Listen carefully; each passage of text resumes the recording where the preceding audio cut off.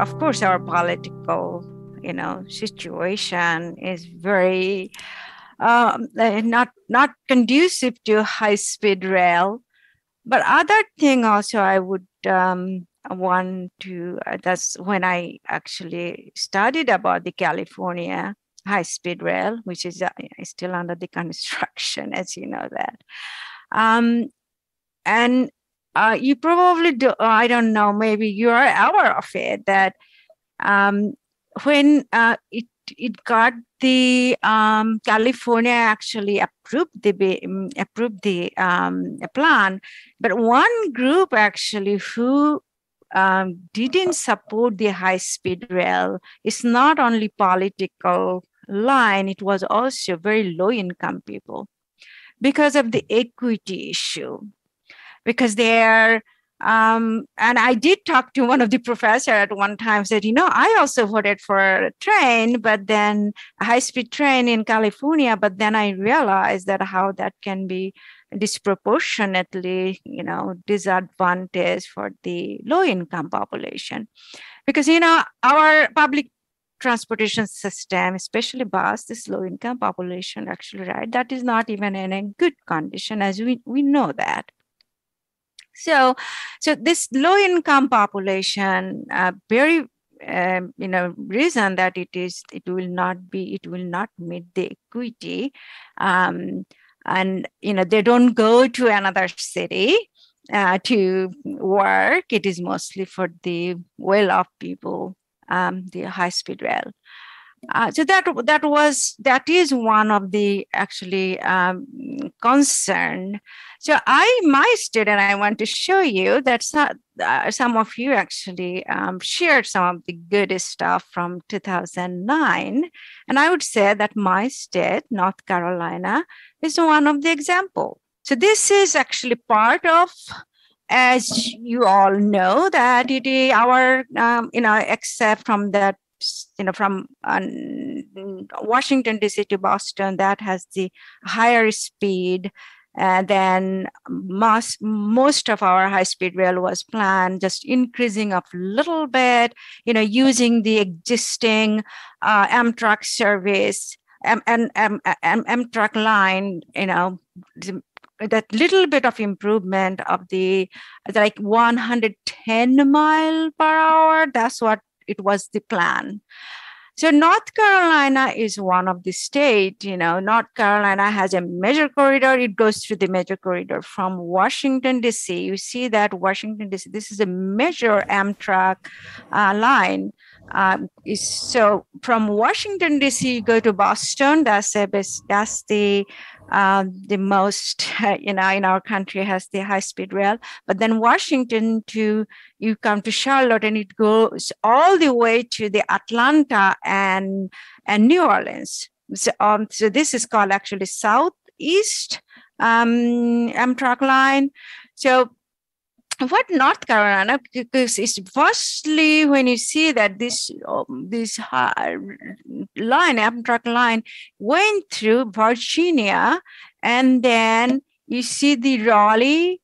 So there are actually two Amtrak line goes through in North Carolina. One is called Carolina. Carolina actually goes through Burlington. You see gas. This is common. It goes through Durham, and then it goes to the Washington, D.C. Another one has Amtrak track that called Piedmont.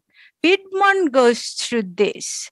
They go to this station is around the Raleigh. So these are the all stations that Amtrak, and then they go to Raleigh, and they go to Rocky Mount, and then from there they took the Virginia, then go to Washington, D.C. This is twice way you can actually go to Washington, D.C. So this is, I would say that is a very, very encouraging that when Amtrak actually started between Greensboro. I live in the Greensboro, which is the kind of hub of the transportation. This is actually right here. It has depot multimodal transportation network, and exactly in the downtown has the Amtrak station. But you will see now that when it started in around 2012, North Carolina actually took advantage of this expansion of the high-speed rail, and they basically started implementing, constructing a lot of transportation. They started service between, especially they focused on Durham. You see this Durham area, Durham to Burlington to Charlotte. So this is where I'm going to, focus a little bit to talk about this. When Durham to Greensboro, the station that today when it start twice a day, like in the morning one, and then in the afternoon, it wasn't that successful. But today that there are four trains between Durham runs, four trains between Durham and Greensboro, and it goes to Charlotte. So that's, I would say that, definitely that passenger ride in transportation actually increase. What I would say that if you look at, I would connect with this, that if you look at that, there is a renewed interest, as you know, that recent budget actually included $80 billion for the rail line, and also I think our current president is very pro-train, and our transportation secretary basically recently said that we want to build the world class, we want to be the magnet of the world class high-speed rail. So, but then when you look at, I'm reading about this infrastructure bill, and what I am reading that it's not enough. So that billions of dollars that it will be sanctioned for it's not still, you cannot use it yet. As you know that it would be sanctioned, that basically wouldn't be enough. But at the same time, that if you want to generate the high-speed rail, we all want it. I know that we all want it, but then why this is not happening? Because there is a basic, as a grassroots movement is really necessary. Otherwise, nothing will happen. Just like gun control, there are times people going to Washington, D.C. For the gun control, it still didn't happen, but there is some momentum. So similarly, that or Black Lives Matter, those momentum that all kind of made some changes, especially equity became very important component in transportation and maybe even in academic settings. So I think that if we actually that generate that kind of momentum among the millennial or the young generation who are really, really interested in high-speed rail, and only way probably is that momentum can be generated in going to the DC climate, justice, and this group take the momentum to save the earth and make a case for the high-speed rail. Probably that will get a lot of attention. Then another thing will that get attention, that as you notice now, the EV is generating pretty good momentum in the United States. And how did that happen? Because that ultimately that investor ultimately want to make money. If they smell money anywhere, they will do it. and investing this money on electric vehicles didn't come from actually entirely with the saving the environment. It also came that one technology changed to another technology. That is the when America's economy actually boosted the most. So here, so you can see that EV is generating.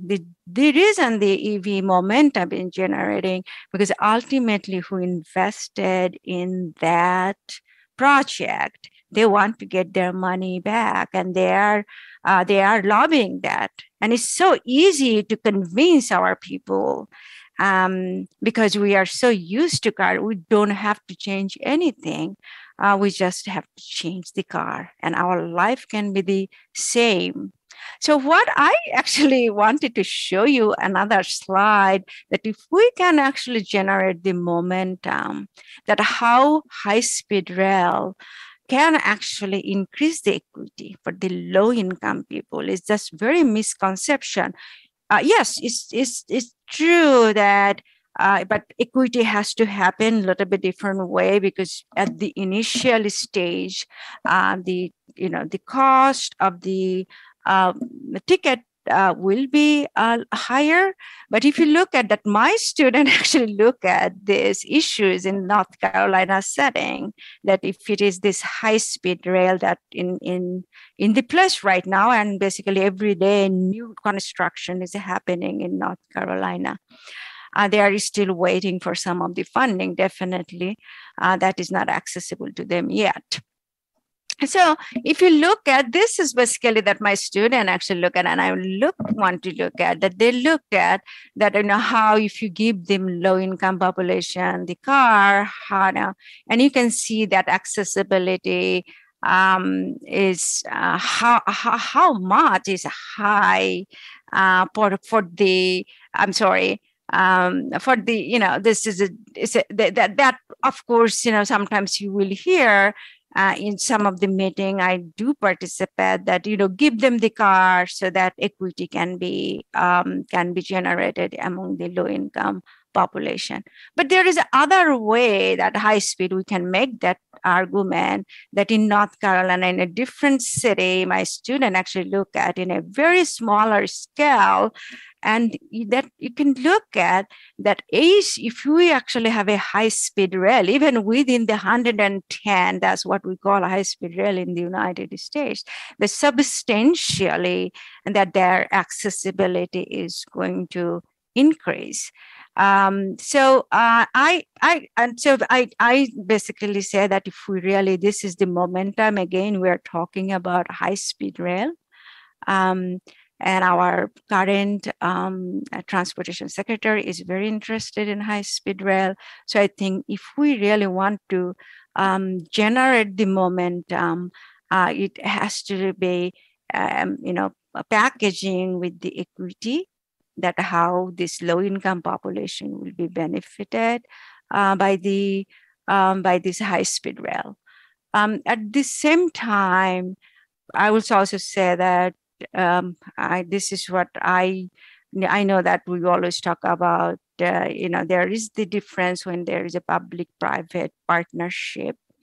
But I really think that given our political situation, the best solution, exactly the way EV is generating the momentum, that private sector needs to be involved with the partnership where equity can be generated.